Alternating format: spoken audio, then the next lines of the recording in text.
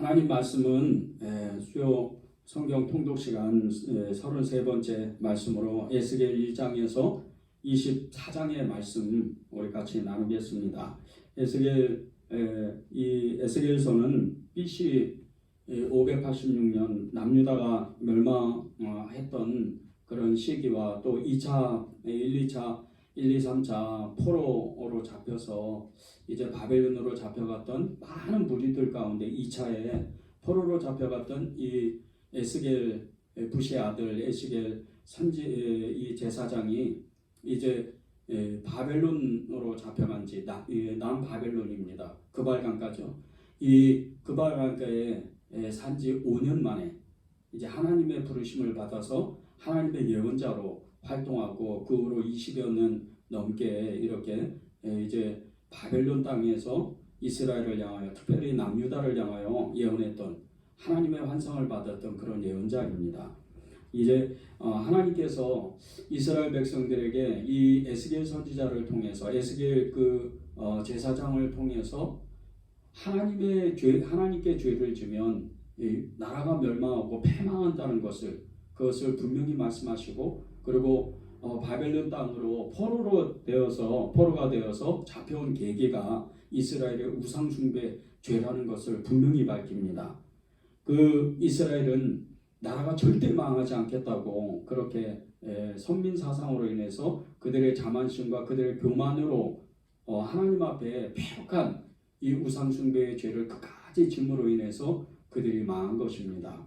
이런 유다의 신앙 변절과 또 타락, 이 타락은 4명의 선지자가 이스라엘을 향해서 특히 남유다를 향해서 경고했는데, 이사야와 예레미야 그리고 오늘 주인공인 에스겔 선지자와 다니엘, 이 4명의 선지자가 이스라엘을 향해서 이제 추상과 같은 그런 예언을 또 하나님의 말씀을 전하고, 그들이 어떤 죄를 짓고 그 우상 숭배의 죄가 어떻게 구체적으로 그 죄를 지었는지 그것을 말씀하고, 그리고 또 이 에스겔 선지자는 특별히 하나님 앞에 정말 돌아와야, 이스라엘 백성들이 하나님 앞에 돌아와요. 회개하고 돌아와야 그 죄들을 용서받고, 그리고 다시 이 예루살렘 땅으로 회개하겠다고 돌아오겠다고 그렇게 선언했던 선지자였습니다.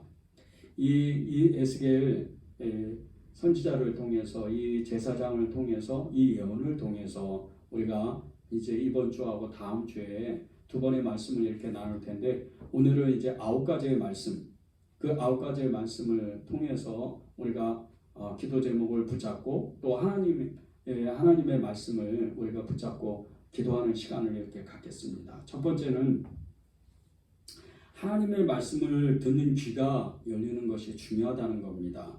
에스겔 3장 4절에서 7절 제가 읽어드리겠습니다. 그가 또 내게 이르시되 인자의 이스라엘 족속에게 가서 내 말로 그들에게 구하라. 너는 언어가 다르거나 말이 어려운 백성에게 보내는 것이 아니요 이스라엘 족속에게 보내는 것이라. 너를 언어가 다르거나 말이 어려워 내가 그들의 말을 알아듣지 못할 나라들에게 보내는 것이 아니니라. 내가 너를 그들에게 보냈다면 그들은 정녕 내 말을 들었으리라.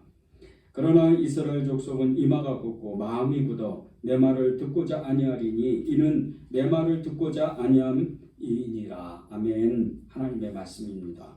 에스겔이 바벨론으로 사로잡혀간 지 5년 만에 나이 30세에 하나님께 부름을 받습니다. 그의 부르심은 같은 동족인 유다인들을 위한 부르심인데, 우상 숭배의 죄를 끊어내지 못한 그들에게는 이 유다인들에게는 참 유다인들이 싫어하는 선지자가 이 에스겔 선지자입니다. 그들이 듣기 싫어하는 말, 그들이 듣기 싫어하는 그 예언의 말씀만 전했던 선지자가 이 에스겔 선지자였기 때문입니다.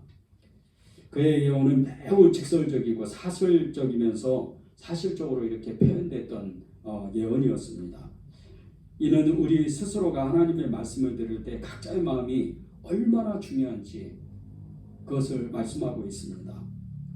우리는 때때로 어린아이부터 어린애 이르기까지 남녀노소를 할 것 없이 또 주의 종들을 통해서 강단에서 선포하는 하나님의 말씀들, 이런 말씀들을 통해서 하나님의 말씀을 듣습니다. 권면을 받는 거죠. 그런데 어떤 사람에게 전해오는 하나님의 말씀, 이 하나님의 말씀을 들을 때 그 말씀이 하나님으로부터 왔다면 그 말씀을 통해서 나에게 하나님이 이제 하나님의 믿음을 주시고 또 고칠 것을 고치고 회개할 것을 회개하고 하나님 앞에 헌신할 것을 헌신하는 이 하나님의 말씀을 받을 때 우리는 마음의 밭이 너무나도 중요하다는 겁니다. 귀가 열려서 하나님의 말씀을 듣는 이것이 너무나도 중요하다는 겁니다. 하나님의 말씀을 전했던 이 에스겔 선지자가 어떤 다른 민족, 아수르나 바벨론이나 두로나 그리고 또 블레셋 민족에게 그리고 아시리아 같은 이런 민족들에게 멀리 타국에 있는 이런 사람들에게 말이 언어가 다른 이런 사람들에게 그 예언의 말씀을 또 전하는 선지자로 부름을 받은 것이 아닙니다. 그들은 이 에스겔 선지자는 같은 민족, 이 유다 민족에게 이 부름을 받고 그들에게 선포하라고 그들에게 하나님의 말씀을 전하라고 그렇게 부름을 받은 사람입니다. 하나님의 말씀을 받았던 이 에스겔 선지자가 이스라엘 백성들에게 복음을 전할 때 이스라엘 선지자들에게 그 예언의 말씀을 전할 때 그것은 어떤 다른 언어로 다른 나라 말로 전한 것이 아닙니다. 그런데 하나님의 말씀을 받았던 이 이스라엘 사람들, 특히 유다 사람들은 하나님의 말씀을 경청해서 듣지 아니하고 그 말씀을 왜곡하고 그 말씀 가운데 하나님의 뜻을 순종하지 않았습니다. 그것은 하나님의 말씀이 좋든 싫든 하나님의 말씀은 계속 동일하게 선포되는데 이 예언의 말씀을 들을 때 그들의 마음이 굳고 그들의 마음이 굳어져 있었기 때문에 완악했기 때문에 에스겔 선지자를 통해서 이사야 선지자를 통해서 예레미야나 또 다니엘 선지자를 통해서 말씀을 들었을 때 그들은 듣지 못했던 겁니다. 하나님의 말씀을 들을 때 자기가 좋아하는 말씀을 듣고 자기가 원하는 말씀을 듣고자 하는 사람들, 이런 사람들은 하나님의 말씀을 들을 수가 없습니다. 진리의 말씀은 언제나 동일하기 때문입니다. 하나님의 말씀을 들을 때 우리의 귀가 열리고 우리의 마음이 열리는 것은 이와 같이 너무나도 중요하다는 겁니다. 여러분이 하나님의 말씀을 들을 때 언제나 내 마음을 열고 어떠한 말씀이든지 하나님이 나에게 주시는 그 말씀이라면 그것을 정확하게 받아서 내가 하나님의 그 부르심 가운데 응답하고 또 죄가 있다면 회개하고 또 하나님께 서운한 게 있다면 그것을 순종하고 또 하나님이 고치라 하면 그것을 고치는 또 누구를 도와주라 하면 그것을 누구를 도와주는 그런 말씀을 들을 수 있는 하나님의 말씀을 들을 수 있는 귀가 열리시기를 바랍니다. 두 번째는 이 죄의 결과가 있다는 겁니다. 에스겔 7장 10절에서 12절 읽겠습니다. 볼지어다 그날이로다 볼지어다 임박하도다 정한 재앙이 이르렀으니 몽둥이가 꽃이 피며 교만이 싹이 텄도다. 포악이 일어나서 포악의 몽둥이가 되었은즉 그들도 그 무리도 그 재물도 하나도 남지 아니하며 그 중의 아름다운 것도 없어지리로다. 때가 이르렀고 날이 가까웠으니 사는 자도 기뻐하지 말고 파는 자도 근심하지 말 것은 진노가 그 모든 무리에게 임함이로다. 아멘. 이스라엘의 죄의 결과는 너무나도 분명하게 나타났습니다. 그것은 하나님의 심판이었기 때문입니다. 이 심판은 하나님께서 정하신 것으로 이 계절이 오고 가는 자연의 섭리 가운데에서도 몽둥이에 꽃이 피는 것과 같이 교만의 그 싹을 자르는 하나님의 그 심판이 몽둥이와 같이 임한다는 거예요. 그리고 그들의 교만의 싹을 꺾겠다는 겁니다. 그런데 이 교만을 몽둥이로 다스리는데 이것이 모든 아름다운 것들, 모든 재물들 하나도 남기지 아니하고 싹 다 없애겠다는 거예요. 그런데 그 몽둥이가 그 포악이 일어나서 죄악의 몽둥이가 되는데 이 죄악을 심판하는 몽둥이는 그들도 그 무리도 그 재물도 하나도 남지 않는다는 거예요. 때가 이르렀을 때 하나님의 때가 차면 하나님께서 그 기뻐하던 그들이 기뻐하던 죄를 짓고 기뻐하던 그 모든 것도 근심으로 변하고 또 하나님의 진노가 그 무리 가운데 임한다는 거예요. 어느 한 사람도 빠지지 않는다는 거예요. 이들 중에 선한 사람도 있었고 그리고 하나님의 말씀에 순종한 사람도 있었어요. 그래서 그들은 하나님께 기도했죠. 왜 우리의 조상의 죄를 우리가 감당해야 됩니까?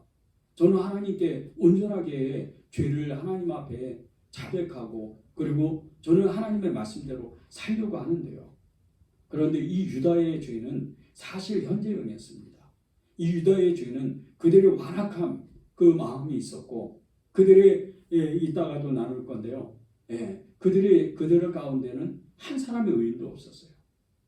오직 그들은 계속 시대 때마다 많은 선지자들이 계속해서 왕 때마다 계속 그 선지자들이 계속 출연했었는데 계속 하나님이 보내셨는데 그들을 멸시하고 그들을 떠나보내고 그들에게 매질을 하고 그들을 정죄하면서 계속 하나님의 말씀을 외면했던 거죠.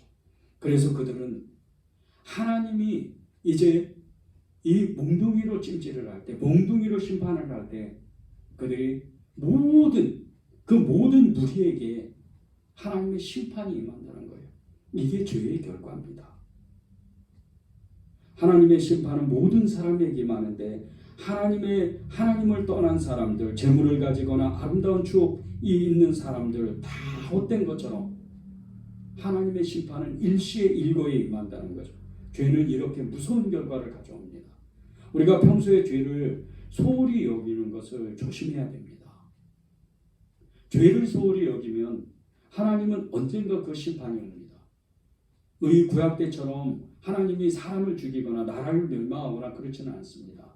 그러나 우리에게 죄의 결과에 심판이 오는 것은 하나님을 계속해서 하나님과 멀어지다 보니까 우리의 마음이 굉장히 이렇게 피폐해지고 우리의 마음이 굉장히 무너지고 우리의 마음 가운데 하나님의 기쁨이 사라지고 하나님에 대한 감사가 사라지는 그런 자꾸 마음이 굳어지는 하나님과의 관계가 계속 어그러져가는 그런 심판을 받는 겁니다. 우리가 그 죄의 결과에 대해서 우리가 특별히 조심해야 됩니다.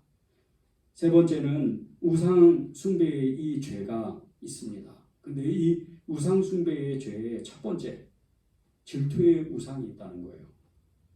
에스겔 8장 5절입니다. 그가 내게 이르시되 인자야 이제 너는 눈을 들어 북쪽을 바라보라 하시기로 내가 눈을 들어 북쪽을 바라보니 제단문 어기 북쪽에 그 질투의 우상이 있더라.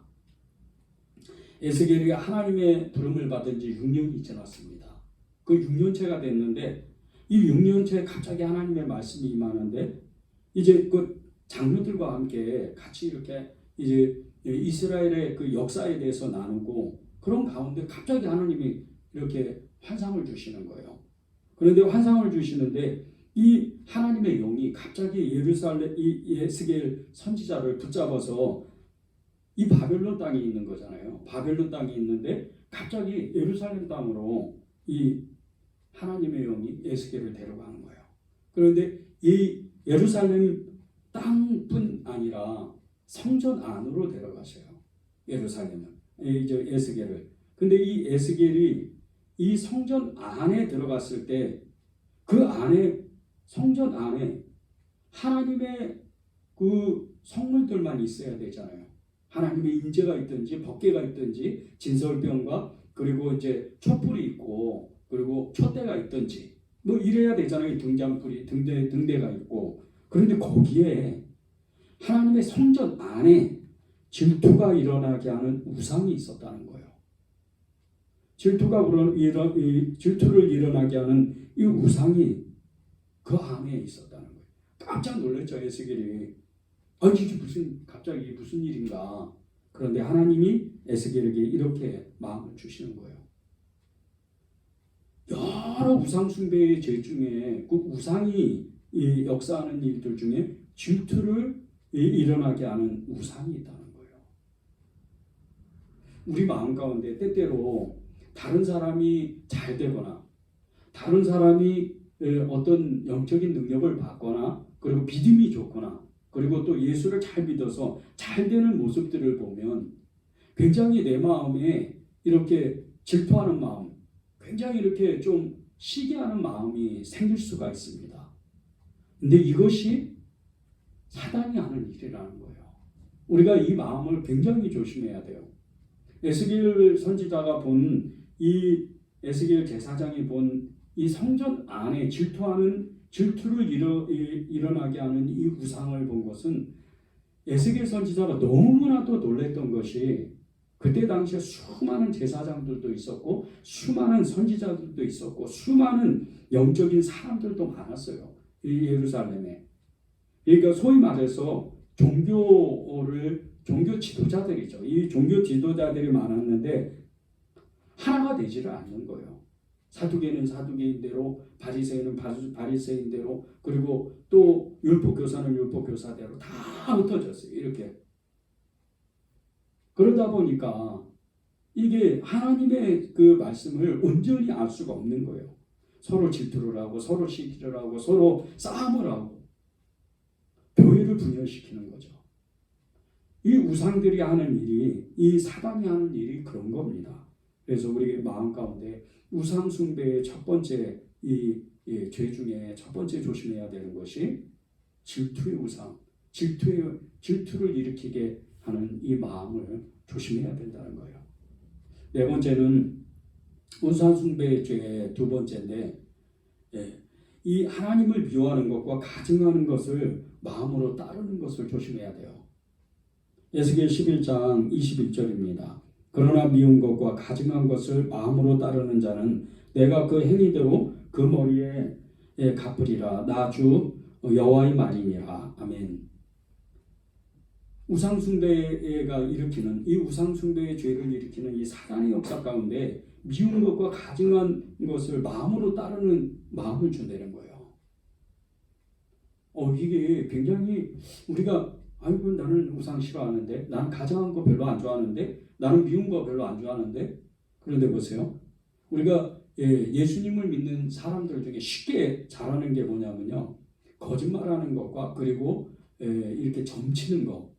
근데 이 점치는 게 꼭 그 무당들만 가는 게 아닙니다. 무당을 찾아가거나 그리고 또 어떤 이렇게 신령한 사람들, 이렇게 이제 사회에서 세상 가운데에서 굉장히 이렇게 능력 있는 사람들이 있잖아요. 이런 사람들을 찾아가는 게 아니에요. 그리스도인들은 자신도 모르게 이렇게 점을 치는 게 이제 오늘의 운세를 보거나 그리고 지하철 타고 버스 탈 때 이렇게 이제 가잖아요. 근데 나도 모르게 갑자기 오늘 이렇게 뭐 행운이 온다든지 막 이런 글을 보는데 거기에 나도 모르게 동조하는 거예요. 항상 정신이 깨어있지 않으면, 이 영이 깨어있지 않으면 우리도 모르게 세상 가운데 그것이 이렇게 쉽게 접해져요. 그러니까 하나님이 미워하시는 것이 무엇인지 또 가증한 것이 무엇인지를 잘 분별을 못하는 거예요. 가증한 거 그러면 우리는 다 싫어하잖아요. 하나님 아니면, 예수님 아니면, 십자가 아니면 다 싫어한단 말입니다. 그런데 이 가증한 것 중에도 우리가 아주 우리를 교묘하게 넘어뜨리는 것들이 있어요. 가증한 것. 자, 이제 보세요. 이 가증한 것들 중에 우리의 마음 가운데 그 외모 컴플렉스가 있는 사람들이 있어요. 저도 이제 키가 좀 작은데, 제가 예수님 안 믿었을 때 청년 때는 굉장히 이제 키가 크거나 그리고 덩치가 좋고 머리가 좋고 막 이런 사람들 좀 부럽더라고요. 그런데 이제 예수님을 믿었잖아요. 예수님을 믿었는데 예수님을 믿고 이제 키가 이렇게 작고 또 외모도 이렇게 능력도 없는 것 같고, 외모도 볼품이 없고 능력도 없고 그런 마음에 저도 모르게 이렇게 이제 TV 매체나 이렇게 이제 광고 같은 데 보면 성형하는 거 유행한 적이 있었잖아요, 한때. 그런데 그런 성형을 유행하는 거를 나도 모르게 관심을 갖는 게 있어요. 그리스도인은 그런 것을 조심해야 돼요. 성형을 하지 마라 이것은 아니에요. 이렇게 이제 특별하게 코가 이렇게 삐뚤어졌거나 귀가 이렇게 접혔거나 그러면 당연히 이제 성형을 해야죠. 눈이 이렇게 짝짝이거나. 그런데 그냥 일부러 하는 게 그런 거를 조심해야 되는 거예요. 굉장히 이거는 그러면 그것이 하나님의 뜻인가? 우리도 모르는 사이에 이 세상의 문화를 쫓아가는 문화가 있다는 거예요. 성경이 그게 죄다 이걸 말씀드리는 게 아니에요. 우리도 모르는 사이에 세상의 문화를 따라가려고 하는 그런 마음들이 우리 안에 있다는 거예요. 성경은 해도 되죠. 괜찮아요. 그런데 그 마음 가운데 그 외모 컴플렉스를 뛰어넘기 위해서 더 잘생기고 더 능력이 있고 그런 것보다 하나님을 더 찾느냐 아니면 그것을 더 추구하느냐, 이것이 우리도 모르는 사이에 들어온다는 거예요. 이게 일례로 굉장히 우리가 하나하나 세상을 살아가면서 조심해야 될 것이라는 거예요. 우리가 하나님 앞에 온전하지 못하면요, 에스겔 11장 23절에 보면 하나님의 영광이 성전에서 떠나서 예루살렘 동쪽 산에 하나님의 그 임재가 있는 것을 에스겔 선지자가 봅니다. 우리도 모르는 사이에 우리가 사는 삶에 믿음으로 살 때 우리가 모르는 사이에 갑자기 하나님의 영이 떠난다고 생각해 보세요. 다윗이 제일 무서워했죠. 바세바와 간음하고 나서 가증한 일을 했잖아요. 하나님이 싫어하는 일. 내 이웃의 아내를 탐하지 말라. 그 하나님의 이 계명을 어겼잖아요. 근데 이 다윗이 회개할 때 가장 강력하게 회개했던 게 뭐냐면요, 주의 영이 자기 자신을 떠날까봐 그것을 두려워했어요. 우리도 모르는 사이에 성령이 충만하지 않고 성령이 이렇게 임재하지 않고 그런 마음을 가질 때 얼마나 이게 두려운 일이에요. 그러니까 무엇이든지 우리가 가증한 것을 행하지 않는 그런 마음을 가져야 돼요. 미움과. 그러니까 그런 마음을 가질 때 하나님은 우리와 함께 하신다는 거예요. 이어서 연에서 다섯 번째는 우상 숭배의 죄의 세 번째인데, 하나님이 아닌 다른 것을 의지하는 마음이 있다는 거예요. 이것을 조심해야 돼요. 에스겔 17장 2절에서 10절입니다. 좀 긴데 이 비유의 말씀이라 제가 읽고 우리 말씀을 나누면 좋겠습니다. 인자여 너는 이스라엘 족속에게 수수께끼와 비유를 말하라. 여호와께서 이같이 말씀하여 이르시되 색깔이 화려하고 날개가 크고 깃이 길고 털이 숱한 큰 독수리가 레바논에 이르러 백향목 높은 가지를 꺾되 그 연한 가지 끝을 꺾어가지고 장사하는 땅에 이르러 상인의 성읍에 두고 또 그 땅의 종자를 꺾어 옥토에 심되 수양버들 가지처럼 큰 물가에 심더니 그것이 자라며 퍼져서 높지 아니한 포도나무 곧 굵은 가지와 간 가지가 난 포도나무가 되어 그 가지는 독수리를 향하였고 그 뿌리는 독수리 아래에 있었더라. 또 날개가 크고 털이 많은 큰 독수리 하나가 있었는데 그 포도나무가 그 독수리에게 물을 받으려고 그 심어진 두둑에서 그를 향하여 뿌리가 뻗고 가지가 퍼졌도다. 그 포도나무를 큰 물가 옥토에 심은 것은 가지를 내고 열매를 맺어서 아름다운 포도나무를 이루게 하려 하였습니다. 너는 이르기를 주 여호와의 말씀에 그 가지가 능히 번성하겠느냐? 이 독수리가 어찌 그 뿌리를 빼고 열매를 따며 그 나무가 시들게 하지 아니하겠으며 그 연한 잎사귀가 마르게 하지 아니하겠느냐? 많은 백성이나 강한 팔이 아니라도 그 뿌리를 뽑으리라. 볼지어다 그것이 심어졌으나 번성하겠느냐? 동풍이 부딪힐 때에 아주 마르지 아니하겠느냐? 그 자라던 두둑에서 마르리라 하셨다 하라. 아멘. 이 에스겔 17장에서 나오는 2절에서 10절에서 나오는 이 독수리가 3절과 7절에 나옵니다. 그런데 이 독수리가 다른 독수리예요. 3절의 독수리하고 7절의 독수리가 완전히 다른 독수리입니다. 3절의 독수리는 느부갓네살 왕을 이야기하고, 그리고 7절의 독수리는 애굽의 바로왕 그 호브라를 이렇게 말하는 겁니다. 그런데 이 독수리의 상징은 이 왕의 상징이 있습니다. 강한 이 용사와 같이 강한 힘을 상징하죠. 이스라엘 백성들이 유다 백성이 이 애굽을 의지했다가 이 바벨론을 의지했다가 그런 모양새입니다. 그런데 이 두 독수리가 하는 일이 농사를 짓잖아요.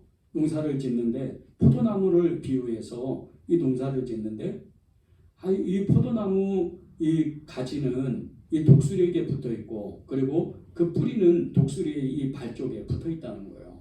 그래서 강한 이 독수리들이 그러니까 이제 애굽과 바벨론의 이 독수리들이 그 포도나무를 극상품으로 만든다는 거예요.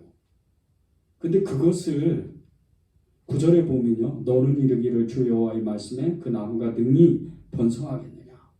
그 독수리가 어찌 그 뿌리를 빼고 열매를 따며 그 나무가 시들게 하지 아니하겠으며 그 연한 잎사귀가 마르게 하지 아니하겠느냐. 많은 백성이나 강한 팔이 아니라도 그 뿌리를 뽑으리라. 너무 쉽게 뽑힌다는 거예요. 그냥 그 바벨론을 애굽을 의지하고 바벨론을 의지해봐야 소용이 없다는 거예요.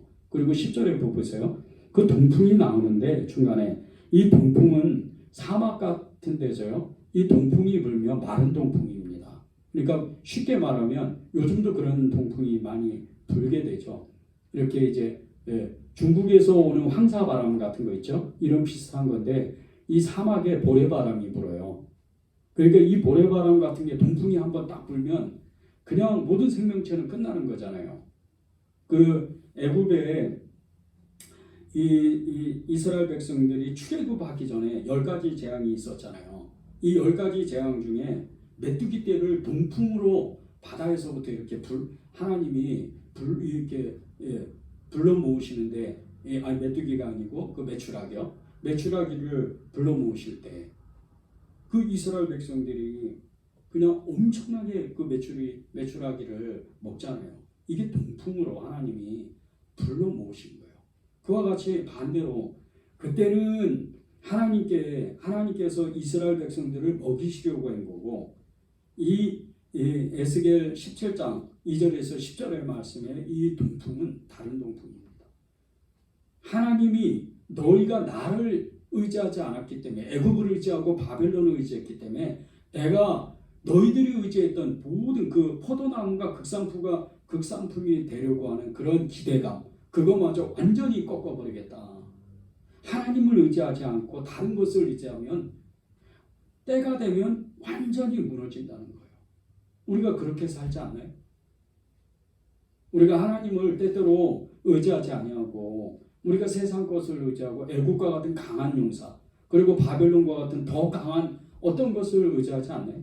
사람을 의지하고 돈을 의지하고 그리고 환경을 의지하고 그렇게 살지 않나요? 이것은 하나님 입장에서 보면 우상숭배의 죄라는 거예요. 이 우상숭배의 죄는 끝내 우리가 아무것도 결실을 이루지 못하고 이 포도나무가 완전히 마른 가지가 되어서 꺾여지고 땅에 떨어지는 것과 같이 그렇게 망하고 멸망한다는 거예요. 다른 것을 의지하면 안 됩니다. 절대 의지하지 않도록 여러분의 마음이 하나님으로 결단되고 하나님으로 온전하게 하나님 앞에 전심으로 나아갈 수 있도록 그렇게 결단하시기 바랍니다. 6번째는 우상숭배의 죄 4번째인데 거짓 예언이 있다는 거예요. 에스겔 13장 2절 4절입니다.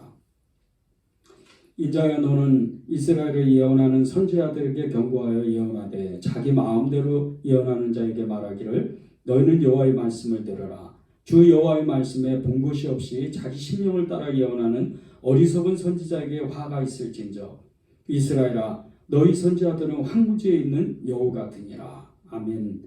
이 13장에는 이 에스겔 13장에는 이 거짓으로 예언하는 사람의 부류가 두 부류가 나옵니다. 그런데 첫 번째 부류가 거짓 선지자고 두 번째 이 부류가 거짓 예언하는 여자들이 나옵니다. 거짓 선지자들의 대표적인 이 거짓은 하나님으로부터 본 것이 없고 들은 것이 없는데 하나님께서 말씀하시지도 않았는데 마치 자기가 듣고 본 것처럼 그렇게 말하는 거짓 예언자들이 있다는 거예요. 또 거짓 예언하는 이 여자들이 하는 일은 좋은 일이 일어난다고 부적 같은 걸 써줘요. 이거 기독교인들이 무슨 부적이냐 이렇게 하는데 일종의 이런 거예요. 하나님으로부터 받았어요. 예언을 받았어요. 그래서 김 집사님, 박 집사님, 하나님이 이렇게 하래요. 그러면서 굉장히 이렇게 자기가 무슨 능력이 있는 것처럼 이렇게 얘기를 하는 사람이 있어요. 그리고 하나님으로부터 직통계시를 받았다고, 소위 말해서 직통계시를 받았다고 얘기하는 사람들이 있어요. 그러면서 마지막 끝에 가면 꼭 이렇게 돈을 요구해요. 그래서 하나님께 헌금해야 돼요. 그러면서 이렇게 액수를 정하는 사람도 있어요. 저도 봤으니까. 그런데 이 에스겔 선지자 때, 이 구약 시대 때도 있었다는 거예요. 그런데 그들이 부적을 만들어서 손목에다가 이렇게 메워서 다니게 하고, 그리고 이렇게 이제 이스라엘 백성들은, 특히 여인들은 이 하나님 앞에 이렇게 자기의 머리를 이렇게 수건으로 가리는 풍습이 있어요. 그 율법은 아니에요. 그런데 이제 하나님 앞에 겸손한 마음으로 이렇게 가기 위해서 머리에 수건을 이렇게 되는데, 그 수건을 만들어서 돈으로 사고 파는 거예요. 이렇게 거짓 예언을 하는 거예요. 이런 거짓 예언들, 이 예언들이 아무것도 사실은 이루어지지 않습니다. 우리가 거짓 예언을 조심해야 되는 게, 저도 목사입니다. 근데 저도 하나님의 말씀을 이렇게 나누고 하나님의 말씀을 선포하게 될 때, 하나님의 말씀을 전하게 될 때 굉장히 조심하는 것 중에 하나가 성경을 벗어나지 않는 거예요. 성경의 말씀을 가지고 우리가 예화를 나누고, 그리고 하나님의 권면의 말씀을 이렇게 나누는 거지, 마치 그것이 말씀을 이렇게 나누면서 하나님의 말씀이 있냐, 말씀하고는 전혀, 지금 오늘 이제 그리고 다음 주에 나눌 말씀이 에스겔이잖아요. 에스겔 이 말씀인데 전혀 엉뚱하게 저 창세기 가서 말씀을 뽑아오고 이렇게 되는 건 하나님의 말씀이 아니에요. 사실은 성경을 다 푼다고 해서 그게 하나님의 말씀이 아닌 거예요. 오늘 말씀하시는 게 있어요. 오늘. 그리고 우리가 모일 때, 성도들이 모일 때, 교회의 공동체로 모일 때 하시는 말씀이 있어요. 그 말씀을 나누는 거예요. 거기서 가감하거나 덜하면 안 돼요. 이 말씀을 요한계시록에 보면 요한사도에게 하나님의 이 말씀을 받을 때 요한사도를 통해서 하나님이 우리에게 경고하시는 게 있어요. 거짓 선지자들에게 경고하는 거. 저도 목사지만 저도 조심해야 돼요. 그것은 하나님의 말씀을 더하거나 덜하면 저주가 임한다고 그랬어요. 굉장히 조심해야 되죠. 그래서 우리가 하나님의 말씀을 받을 때 거짓 예언, 이것을 굉장히 조심해야 돼요. 2절에 보세요. 예언하는 선지자들에게 경고하여 예언하되, 그리고 예언하는 선지자들에게 경고하면서 예언하는 거예요. 에스겔 선지자가 자기 마음대로 예언하는 자에게 말하기를 너희는 여호와의 말씀을 들으라는 거예요. 자기 마음대로 예언하는 사람들, 이것을 조심해야 돼요. 그런데 그 3절에 보면요, 주 여호와의 말씀에 본 것이 없이 자기 심령에 따라 예언하는 거예요. 자기 마음대로 하는 거죠, 그냥. 근데 4절에 보세요. 황무지에 있는 여호와 같으니라. 황무지에 여우 한 마리가 있어요. 그럼 뭐예요, 이게? 여우는 이 포도원을 호는 그 여우라는 말씀이 있죠, 아가서에. 근데 이 여우는 포도원을 호는 아주 굉장히 교활한 존재예요. 와서 굉장히 포도원을 이렇게 자꾸 무너뜨리려고, 그 담을 무너뜨리려고. 그런데 자연적인 이치를 보더라도요, 포도원이나 과수원 같은데 들짐승들이 올 때요, 그 울타리를 이렇게 부시고 그 열매들을 다 따먹어버리잖아요. 그러면 상품으로서는 가치가 없잖아요. 그거와 같이 이 사단이 이 거짓 예언자들을 통해서 하나님의 사람들, 선택받은 사람들의 영혼을 갉아먹는 거예요. 이것을 조심해야 돼요. 우리가 하나님의 말씀을 받을 때, 특히 여러분들에게 부탁드리고 싶은 거는요, 어쨌든 여러분들이 이제 은혜제일교회 성도님들이잖아요. 그러니까 혹시 다른 곳에서 하나님의 말씀을 받을 때 그것이 약간이라도 이상하거나, 그리고 좀 이렇게 하나님의 말씀이, 내가 아는 하나님의 말씀, 내가 아는 성령의 역사가 조금 이렇게 거슬린다. 그런 것은 교회에 와서 분별을 받아야 돼요. 특별히 이제 은혜지울교회 담임 목사님 저에게 분별을 받아야죠. 그리고 우리가 공동체 안에서도 그것을 분별을 받고 하나님의 뜻이 아닌 거짓 예언, 이 거짓 예언에 대해서 우리가 굉장히 조심해야 되는 거예요. 이게 사실은 우상 숭배죄입니다. 여기 가니까 기도가 실령해, 저기 가니까 하나님의 말씀이 굉장히 어떻게 나하고 딱 맞는 것 같아. 조심해야 돼요. 하나님의 말씀은, 진리의 말씀은 그냥 성경이에요. 그 말씀을 내가 행하고 실천하고 안 하고는 여러분의 심령 가운데, 여러분의 삶 가운데 있는 거예요. 말씀을 들을 때 내가 그 말씀을 행하지도 않고 다른 데 가서 또 말씀을 그러면 어떻게 되겠어요? 그거는 아니죠. 듣는 말씀을 먼저 내가 다 곱씹고, 그 소가 이 소화를 시키는데 4번을 여물질을 한대요. 이렇게 대승임질을 한대요. 그런데 계속 대승임질을 하는데 얼마나 건강하겠어요, 이 소가. 하나님의 말씀을 들을 때 계속 그렇게 내게 믿음으로 견고히 있을 때까지 이렇게 말씀을 듣다가 다른 곳에 가서 뭐 이렇게 별미도 가서 또 먹어야죠. 짜장면도 먹고 또 이렇게 어디 가서 정말 이렇게 맛있는 고기도 먹어야죠. 맞아요. 이 말씀은 엄청나게 많아요. 그런데 중심이 있어야 돼요. 그래야 거짓 예언에 휘둘리지를 않아요. 여러분이 그것을 조심하기 바랍니다. 7번째는 죄의 결과. 이 죄의 결과가 있다는 거예요. 죄의 결과의 첫 번째, 죄는 죄를 낳는다는 거예요. 에스겔 16장 15절입니다. 그러나 내가 내 화려함을 믿고 내 명성을 가지고 행마되 지나가는 모든 자와 더불어 음란을 많이 행함으로 내 몸이 그들의 것이 되도다. 아멘. 이 유다 민족, 이 남유다, 뭐 이스라엘 전체는 뭐 또 똑같죠. 근데 이 남유다가 AD 586년에 망한 것은 다른 것이 아니에요. 너무 많은 나라하고 그냥 뭐 결혼 관계로 뭐 정략 결혼으로 또 정책으로 막 얽히고 설키고 막 그렇게 정책을 혼합했어요. 그러다 보니까 어떻게 돼요? 우상이 그냥 이 예루살렘 주변으로 엄청나게 많아지는 거예요. 그 여러 나라들과 혼합 종교를 이루는 대표적인 나라들이 애굽, 블레셋, 아수르, 그리고 또 이 바벨론, 햇사람, 아모리 사람, 사마리아, 소돔 등 여러 나라. 얼마나 많은지 몰라요. 수백 년 동안 이 모든 나라의 그 우상을 섬기는 음란의 죄가 있다는 거예요. 보세요. 말씀을 다시 한번 읽겠습니다. 그러나 내가 내 화려함을 믿고 내 명성을 가지고 행음하되 지나가는 모든 자와 더불어 음란을 많이 행함으로 내 몸이 그들의 것이 되도다. 모든 자와, 지나가는 모든 자와 행음함으로 네 몸이 아니고 그들의 것이 됐다는 거예요. 이방 나라들의 것. 그러면 이스라엘 민족이, 유다 민족이 아니고 이스라엘 민족이 아니고 선민이 아니죠. 하나님이 선택한 백성이 아니고 그들이 이방 민족이 됐다는 뜻이에요. 선교하면 얼마나 좋아요.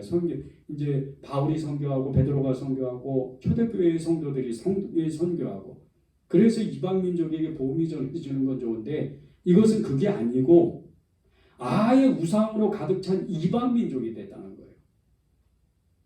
그것을 하나님이 이 모든 자와 더불어 음란을 행하는 죄가 된다는 거예요.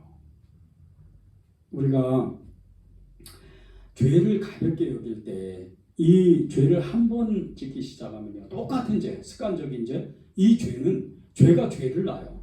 그리고 그 죄는 또 다른 죄를 낳는 거예요. 그래서 죄가 죄를 먹는다 그래요. 이것이 굉장히 무서운 거예요. 작은 죄를 소홀히 여기는 거.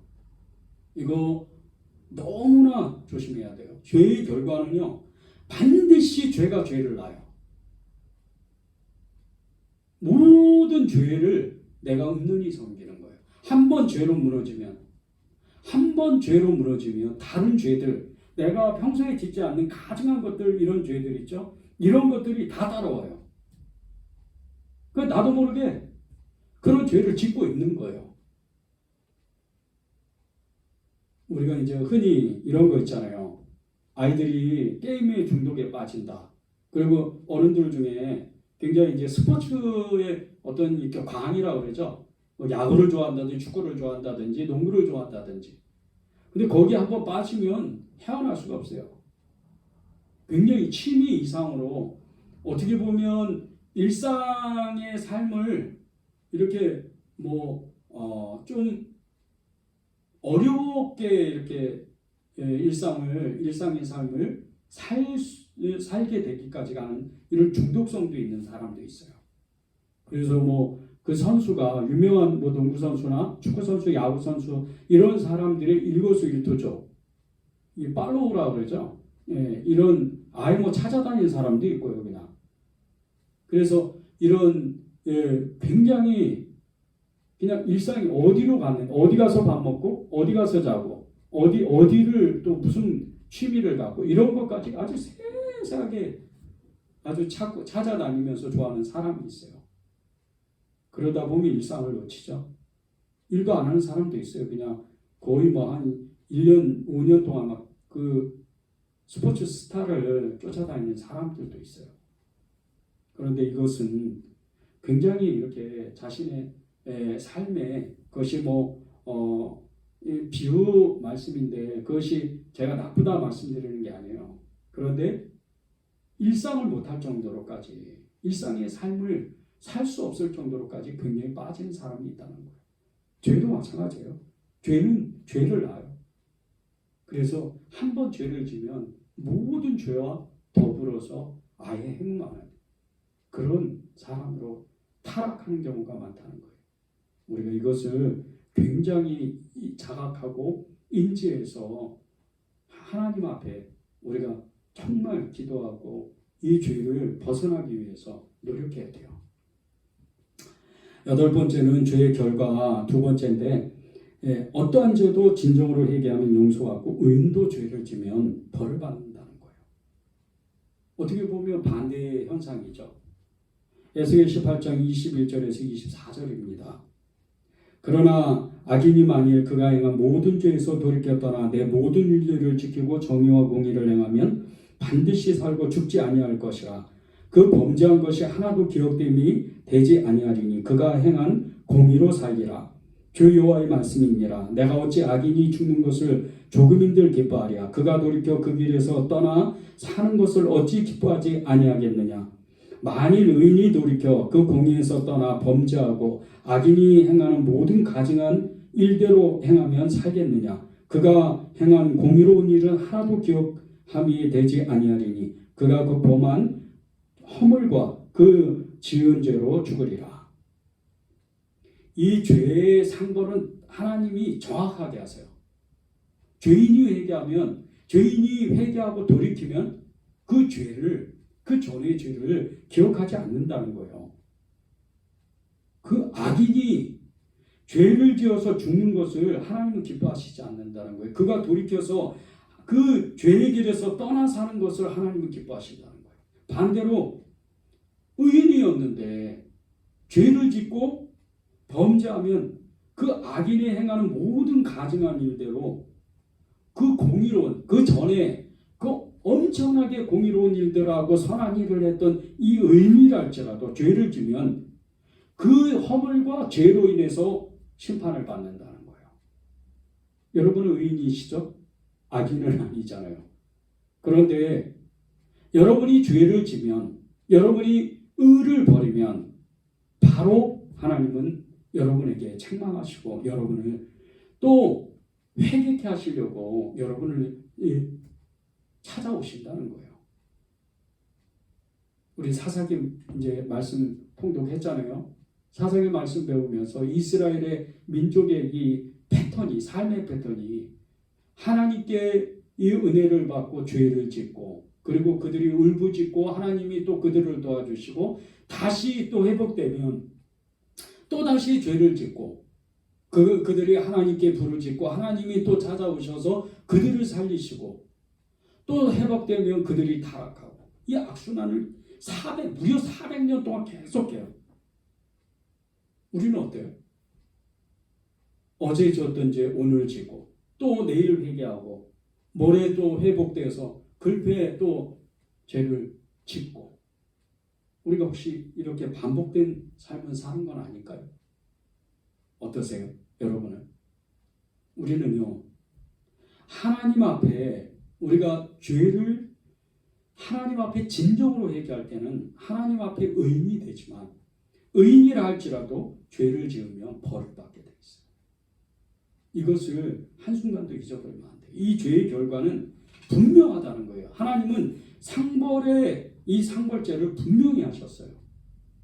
의인이 죄를 지면 반드시 심판이 임하고, 악인이 회개하면 반드시 돌이켜요. 요한일서 9장 말씀처럼 만일 저희 죄를 다 베끔 미쁘시고 그 죄를 사하시면 모든 불의에서 깨끗하게 하신다 그랬어요. 하나님은 또 이전의 죄를 기억하시지 않는다 그랬어요. 악인이 회개하고 돌아오는 건 이렇게 엄청난 은혜가 있네요. 그러나 의인이 죄를 짓고 그 외에 허물이 있다면 하나님은 그를 놔둘 수가 없어요. 너무 사랑하니까. 그를 돌이키셔야 되잖아요. 그러면 이 몽둥이로 의인을 패야 돼요. 죄를 지었기 때문에, 허물이 있기 때문에. 근데 그게 아프죠. 근데 우리가 이 말씀을 안다면, 이 죄의 결과에 대해서 하나님의 상벌죄를 정확하게 안다면 우리가 선택할 건 뭐죠? 항상 의의 길로, 선한 하나님의 길로 우리가 선택을 해야 된다는 거예요. 아홉 번째는 죄는 떨어지지 않는 무서운 성분이 있다는 거예요. 도저히 떨어지지 않아요. 성분이라니까 좀 이상하죠? 이 죄의 결과 세 번째입니다. 에스겔 24장 10절에서 12절입니다. 나무를 많이 쌓고 불을 피워 그 고기를 삶아 녹이고 국물을 졸이고 그 뼈를 데우고 가마가 빈 후에는 숯불 위에 놓아 뜨겁게 하며 그 가마에 놋을 달궈서 그 속에 더러운 것을 녹게 하며 녹이 소멸되게 하라. 이 성읍이 수고함으로 스스로 피곤하나 많은 녹이 그 속에서 벗겨지지 아니하며 불에서도 없어지지 아니하는도다. 이스라엘 사람들은 성전에서 하나님께 제사 드릴 때 양과 염소 그리고 여러 짐승을 잡고 끓는 가마에 넣어서 푹 삶습니다. 정결하게 하는 의식이죠. 그런데 이 가마를 다 쓰고 나면 바닥에 항상 이렇게 녹 같은 게 쓸어요. 항상 닦아야죠. 닦고 이렇게 정결하게 해야 되잖아요. 그런데 이 녹슨 가마의 비유와 같이 이스라엘의 죄악이 항상 그게 그 비어있는 가마에 녹이 쓰는 것 같이 끓여도 없애도 없어지지 않는 죄의 결과라는 거예요. 죄가 그렇게 있다는 거예요. 그 녹은 없어지지 않아요. 죄가 이렇게 무섭습니다. 아담이 하나님 앞에 죄를 짓고 수천 년 인간의 역사 가운데, 그 인류의 역사의 모든 역사 가운데 아담의 죄가 우리한테도 계속 있는 거예요. 떨어지지 않아요. 이것은 예수님을 우리가 믿었는데도 이 죄의 이 속성은 절대 안 떨어져요. 이것은 우리가 이제 우리의 몸의 구조, 영과 혼과 몸이 분리가 될 때, 우리가 하나님 앞에 간다 그랬잖아요. 마지막 순간에 하나님 앞에 갈 때 우리의 영이 이 육신과 이 몸과 떨어질 때 죄는 완전히 사라지는 거예요. 우리 육신은 그런 육신이에요. 그러니까 죄의 싹은 사망이라고 그랬는데 이 너희가 그 나무를 열매를 따먹으면 정령 죽으리라 창세기에서 말씀하신 것처럼 아담은 이 뜻을 이거 하와는 이 뜻을 잘 알지를 못했어요. 이게 무슨 뜻이지? 뭐 왜 죽는다 그러시지? 그런데 보세요. 그들이 그 자리에서 죽지는 않았죠. 그런데 900세가 넘게 살다가 아담도 죽고 이제 이 하와도 죽어요. 그런데 그들은 에덴 동산에서 살 때 어떻게 했죠? 영생의 삶이었어요. 죄를 짓기 전에. 그들이 죽었다고 얘기 안 했잖아요. 영생이었단 말이에요. 죄가 들어옴으로 인해서 몸을 우리가 입고 있으니까 흙으로 지었잖아요. 우리 몸을. 그러니까 죄의 기질이 우리 안에 있는 거예요. 아담 때문에 떨어지지가 않아요. 시기하고 질투하고 미워하고 분노하고 화내고 짜증나고 그런 여러 음란하고 이런 기질은 절대 안 떨어져요. 뭐 이런 거 다 없는 사람, 나는 그냥 깨끗한데 그 사람이 제일 무서운 게 뭔지 알아요? 교만이에요. 거만. 이거는 정말 무서운 거예요. 떨어질래야 떨어질 수가 없어요. 교만. 이것을 정말 조심해야 돼요. 보세요. 12절에 이 성읍이 수고함으로 스스로 피곤하나 많은 녹이 그 속에서 벗겨지지 아니하며 불에서도 없어지지 아니하는도다. 도저히 벗겨내요. 우리가 저녁에 씻을 때 이제 일하고 나서 집에 가가지고 목이 이제 욕실에 들어가서 씻을 때 비누칠을 하고 잘 씻었잖아요. 그런데 또 하루 일하면 또 더러워지잖아요. 그렇게 매일 씻잖아요.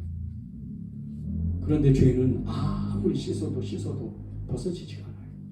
이 죄의 습성, 죄의 속성은 절대 벗어지지 않아요. 이것을 우리가 알아야 돼요. 녹슨 가마에 녹슨 그 철과 같이, 녹슨 그것과 같이 절대 벗어지지 않아요. 그러면 우리는 어떻게 하죠? 하나님 살려주세요. 의인은 없나니 천하의 의인 한 사람도 없다. 오직 의인은 예수 그리스도다. 그분만 의지하는 거예요. 그렇기 때문에 우리가 조금이라도 죄를 짓지 아니하고 조금이라도 세상 가운데 빠지지 아니하고 사다리고 공격 가운데 우리가 그 침륜에 빠지지 아니하고 우리가 하나님 앞에 나아갈 수가 있는 거예요.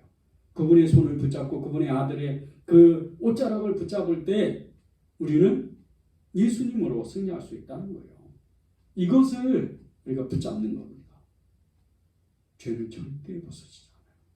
이것만 알아도 우리가 하나님을 의지하는 게 얼마나 더 절박하고 절실하겠어요.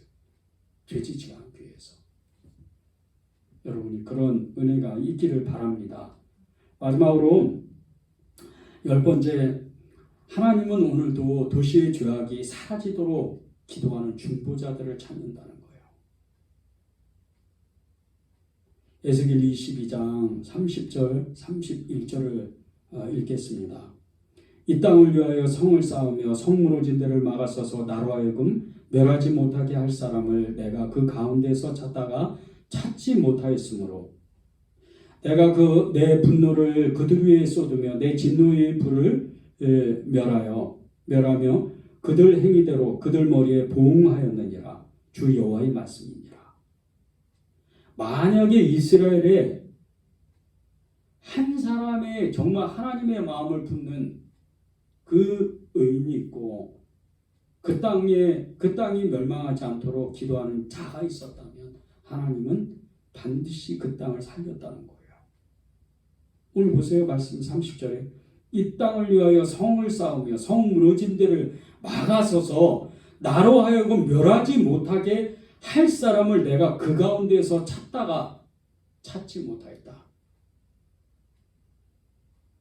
성이 다 무너졌어요. 근데 무너지기 이전에 성을 쌓는 사람 한 사람도 찾지 못했고, 죄가 있는데 그 죄를 위해서 통곡하는 사람, 우상숭배의 죄를 수백 년 동안 할 때 그것을 통곡하는 사람이 없었다는 거예요. 성 무너졌는데 죄로 인해서 다 무너져가는 이 사회 가운데 이 민족 가운데에서 그것을 막아서서 하나님으로 하여금 멸하지 못하게 할 사람이 한 사람도 없었다는 거예요. 이스라엘에, 예루살렘 땅에. 오늘 마찬가지 아니에요? 은혜제일교회는 도시 부흥을 위해서 중보기도하는 교회라고 선포하고 재창립과 같이 1년 반을 지냈어요. 여러분의 기도는 어떤 기도입니까? 여러분의 기도를 여러분 스스로 점검해 보면 알아요. 교회는 당연히 성도들을 위해서 기도하는 거예요. 그것은 중보도 아니에요. 사실은 교회는 서로를 위해서 기도하는 거예요. 형제를 위해서 당연히 기도해야죠. 교회를 위해서 당연히 기도해야 하는 건 맞아요. 그건 여러분의 의무입니다. 그런데 여러분이 살고 있는 도시, 여러분이 살고 있는 국가, 여러분이 살고 있는 이 지구, 이 민족들, 수많은 다른 민족들을 위해서 기도하는 것, 이것은 사명이라는 거예요. 여러분이 그런 기도자들이 돼야 돼요. 한 사람은 오늘도, 하나님은 오늘도 그 기도하는 자, 중보기도자 한 사람을 찾아요. 그 한 사람이 혹시 여러분이면 어떠세요? 집사님이면 어떻고 권사님이면 어떠세요? 그러면 그 부르심이 나라면 여러분은 어떻게 응답을 하시겠어요? 이것은 여러분이 말씀을 새기면서 한번 기도해 볼 만하죠. 보세요. 에스겔 22장 30절입니다. 이 땅을 위하여 성을 쌓으며 성 무너진 데를 막아서서 나로 하여금 멸하지 못하게 할 사람을 내가 그 가운데에서 찾다가 찾지 못하였으므로, 이 말씀을 여러분이 마음에 새기고 하나님, 이 도시의 죄악을 위해서, 이 도시의 성시화를 위해서 하나님, 제가 성 막아서는 자로, 그렇게 중보기도하는 자로 서겠습니다. 이렇게 응답하시는 여러분이 되시기를 바랍니다. 기도하겠습니다.